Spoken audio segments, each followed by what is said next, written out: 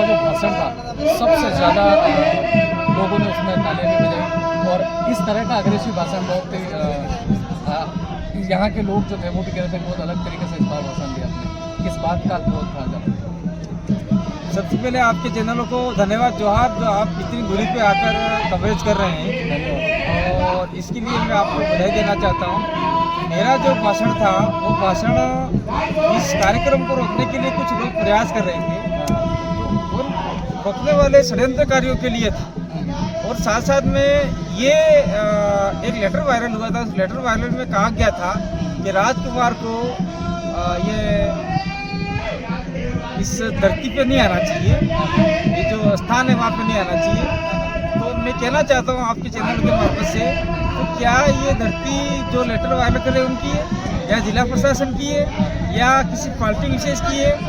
इसलिए मेरे को आक्रोश हो गया था कि हमारे समाज का, चाहे आपका बीजेपी का कार्यकर्ता हो, कांग्रेस का हो, आरएसएस का हो, या आपका मिशनरीज का हो, या कोई भी कार्यकर्ता हो, तो जो आदिवासी आस्था है उसको मानता है तो यहाँ आने का पूर्ण अधिकार है, और इसको कोई नहीं रोक सकता। संविधान भी इसकी मान्यता देता है, आओ जाओ। उनका विरोध, इसलिए हम भी गए थे वहाँ पर, उनका ये कहना है कि राम को नहीं मानते, और ये पांडवों की धरती, और ये हिंदू धर्म का जो विरोध करता है, और ये है कोटेश्वर महादेव का स्थान है। तो फिर ये धर्म के विरोधी यहाँ आ रहे हैं, इस तरह से उनका कुछ विरोध नहीं। ये जो धर्म का विरोधी आ रहे हैं ऐसा कहने वाले, पहली बात तो आदिवासी हैं, या हिंदू हैं, या ईसाई हैं, या मुसलमान हैं, या सिख हैं, या यहूदी हैं, या कौन लोग हैं ये ऐसा कहने वाले? ये मैं आपके चैनल से उनको पूछना चाहता हूँ, क्योंकि ये वीडियो आगे तक जाएगा। जो खुद कन्वर्टेड होकर हिंदू बन गए हैं, जो खुद कन्वर्टेड होकर आपका ईसाई बन गए हैं, जो खुद कन्वर्टेड होकर आपका मुसलमान बन गए हैं, बुद्धिस्ट बन गए हैं, वही तो आदिवासी को बरगार कर, वही तो उससे सवाल करवाया जा रहा है। और जो सवाल कर रहे हैं वो आदिवासी का सारा लाभ लेकर सवाल कर रहे हैं। तो आदिवासी को संविधान में ये कहा गया है कि आदिवासी न हिंदू है, न मुसलमान, न सिख है, न ईसाई है, इसीलिए आदिवासी प्रकृति पूजक है। मेरा इतना ही कहना था कि आप किसी भी धर्म को मानो, हमें कोई आपत्ति नहीं है, लेकिन जहाँ आदिवासियों की लड़ाई, संघर्ष और आपके अधिकारों की बात हो, तो आप लोग इस मंच पे आ जाइए, एक झंडे के नीचे आके अपने अधिकार को लड़ो और लो। और जो विरोध कर रहे हैं उनको आने वाले समय में उनके बच्चे इस अधिकार के लिए तरसेंगे, उनकी हक की लड़ाई हम लड़ रहे हैं। लोगों का सवाल है कि ये जो विरोध अभी चल रहा है इस तरह से, जो धर्म की राजनीति, एक तरह से जो कमेंट बॉक्स में लोग कमेंट कर रहे हैं, ये क्या आने वाले उपचुनाव को? नहीं, ये आने वाले उपचुनाव जो अपने राजस्थान की इस दक्षिणी इलाके की 2 सीटें हैं उसको लेके भी चल रहा है। दूसरा, मैं ये आपके चैनल के मार्फत से कहना चाहता हूँ कि सब जगह सवाल खड़ा कर रहे हैं मन्नालाल रावत, जो उदयपुर के सांसद हैं, वो जरा सवाल खड़ा कर रहे हैं। तो मैं उनको एक सवाल आपके चैनल के मार्फत करना चाहता हूँ, यानी देश के 46-47 सांसद और जितने भी आपके एमएलए हैं अलग अलग राज्यों के, उनके अंदर एक कॉलम आता है कि आपका हिंदू धर्म से कोई वास्ता है कि नहीं है, तो वो नील करते हैं।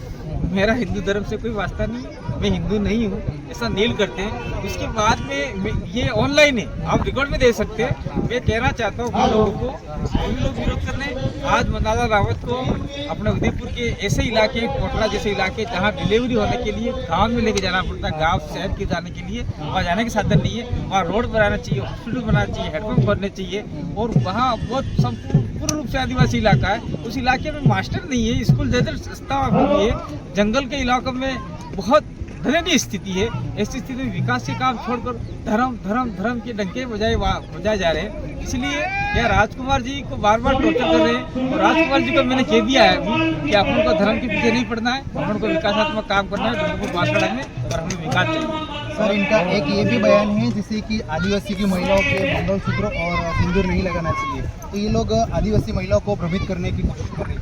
ये कहाँ तक तो सच नहीं, ये कौन सवाल कर रहा है? वो वाले लोग कर रहे हैं, हम कर रहे हैं। वो वाले लोग कर रहे हैं। मैं कहना चाहता हूँ मन्नालाल जी, या फिर आपके कमलकांत जी हैं, या फिर बीजेपी के लोग हैं, या कांग्रेस के लोग हैं, जो भी लोग हैं, उनको कहना चाहता हूँ कि आपकी दादी मरी नहीं है, अभी जिंदा है।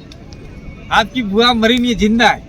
आपके ननिहाल में ममाई बोलते होंगे, नानी जी बोलते हैं, वो मरी नहीं है, कुछ की जिंदा है, और कुछ भाभियाँ जिंदा है, कुछ काकीबा भी जिंदा है। तो मैं उनको कहना चाहता हूँ कि उनकी शादी हुई थी तब कोई मंगलसूत्र नाम का कोई वस्तु था क्या आदिवासी? नहीं। और मंगलसूत्र नहीं था, सिंदूर नहीं था, ये हमारे समाज में था ही नहीं। जैसे जैसे हमारे समाज में एजुकेशन आया और वो लोग दूसरे समाजों के संपर्क में आए, संपर्क में आने बाद में उन्होंने ये अडॉप्ट किया। जो जिस इलाके में हिंदू धर्म के करीब थे, हिंदू धर्म की ओर सारी संस्कार उसकी ओर हो गए, ईसाई के करीब थे, ईसाई की ओर हो गए, मुसलमान की ओर करीब थे, मुसलमान की ओर हो गए, बुद्धिस्ट की ओर थे, बुद्धिस्ट की ओर हो गए। इसीलिए जो आदिवासी महिलाओं को बरगलाने का काम वो लोग कर रहे हैं, हम नहीं कर रहे। हम तो सही राह दिशा बता रहे हैं। और मेरी माँ ने कभी मंगलसूत्र नहीं पहना, मेरी माँ ने कभी सिंदूर नहीं लगाया, मेरे परिवार में किसने लगाया, मेरे गांव के जो भी आज भी 80-90 साल की महिला है उन्होंने नहीं लगाया। और जो नए लड़के हैं वो तो बहक गए, उनको हम सही दिशा में ले। सर अभी राजस्थान में पहले 5 सीटों पर उपचुनाव होने थे, अभी इसके बाद 6 पे, अभी 7 पे उपचुनाव होने हैं। तो भारत आदिवासी पार्टी लगभग कितने सीटों पर उम्मीदवार उतारने की प्लानिंग बना रही है? देखिए, हमारा तो मूल ध्येय है दक्षिण राजस्थान अनुसूचित क्षेत्र जो आदिवासियों की धरती है, उस पर हम लोग प्रायोरिटी के रूप में हम लोग 2 विधानसभाओं के दम के साथ में, एक तो हम जीते हुए 84 वाला, चाहे जितना जोर लगा लें, कांग्रेस हो या बीजेपी हो, वो सीट तो हमारी फाइनल निकली हुई है।